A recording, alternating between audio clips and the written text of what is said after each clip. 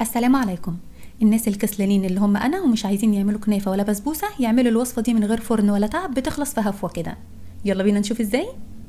عندي هنا كوبايه من السميد يكون ناعم، هحطه في طاسه واحمصه على نار هاديه لغايه لما ياخد لون بني فاتح، وبنقلب طول الوقت علشان ما يتحرقش، ونخلي بالنا ان الجناب بتاخد لون اسرع، فلازم نقلب فيه على طول علشان ما يعملش ريحه شياط.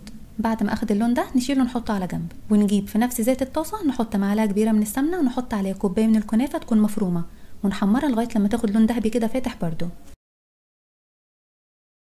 بعد ما اخدت اللون دوت نشيلها على جنب، وبرده في نفس زيت الطاسه، احنا مش هنعمل مواعين كتير، كفايه واحده بس. نحط كوبايه من اللبن وعليها نص كوبايه من السكر، ونسيبهم يسخنوا كويس قوي، ونقلب السكر لغايه لما يدوب، وبعدين نحط عليه السميد ونقلب بسرعه على نار هاديه لغايه لما السميد يشرب اللبن كله ويطرى وميبقاش فيه اي سوائل خالص.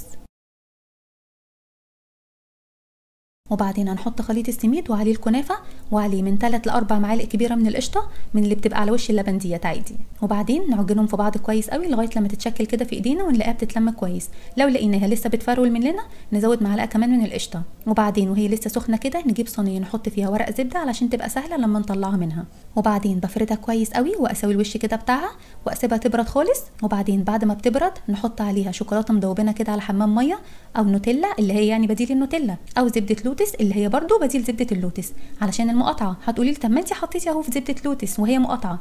ابغي اوريكم تاريخ الصلاحيه بس استحي، بس يلا شوفوه خلاص.